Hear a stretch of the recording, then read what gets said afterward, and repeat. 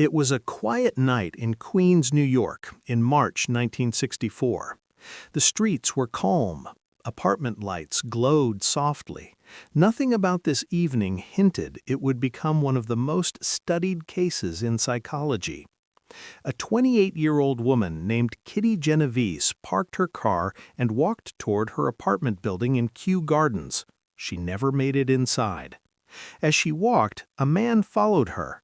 Within moments, she realized the danger. She screamed, "Help me! Someone help me!" Her voice pierced the night.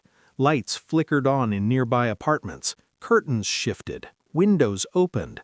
People heard her. The attacker stabbed her and fled. Kitty collapsed.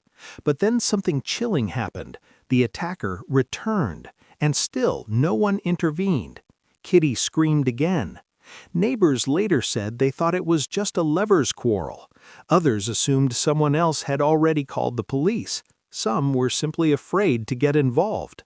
Minutes passed, then more minutes. The attack lasted over 30 minutes.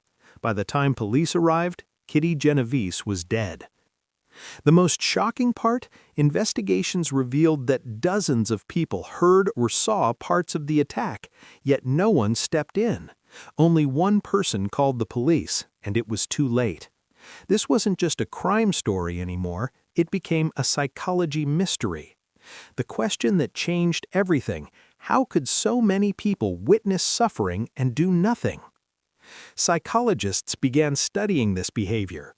What they discovered fundamentally changed how we understand human nature. They called it the bystander effect. Researchers found something counterintuitive. The more people who witness an emergency, the less likely any single person is to help. Why does this happen? 1. Diffusion of responsibility. When many people are present, responsibility spreads thin. Each person thinks, someone else will help, someone else will call. It's not my job, so no one acts. 2. Social proof. Humans look to others to determine what's normal.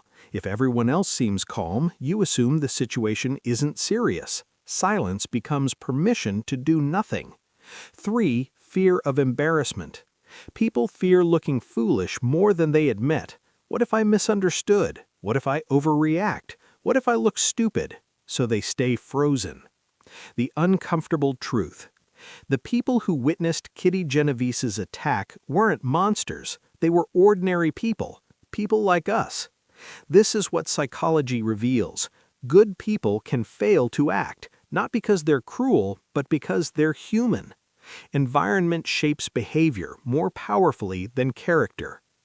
Setting the record straight. Years later, researchers clarified the 38 witnesses number was exaggerated by early media reports, but the core truth remains. Multiple people heard the attack. Very few took action. The psychological pattern was real and repeatable. This effect has been confirmed in hundreds of experiments worldwide. Breaking the paralysis. Psychologists discovered something powerful. When one person takes action, others follow. All it takes is one voice saying, "You, call the police. You, help me. This is an emergency." Clarity breaks paralysis. The real question: if you were there that night, would you have helped? Psychology doesn't give us comforting answers, but it gives us awareness, and awareness is how behavior changes. Why this matters? This is why we explore the human mind, to understand our blind spots, recognize our patterns, and make better choices when it matters most.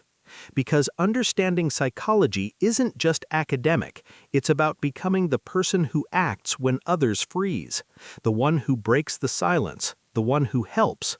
The next time you see someone in need, remember Kitty Genovese and be the one who steps forward.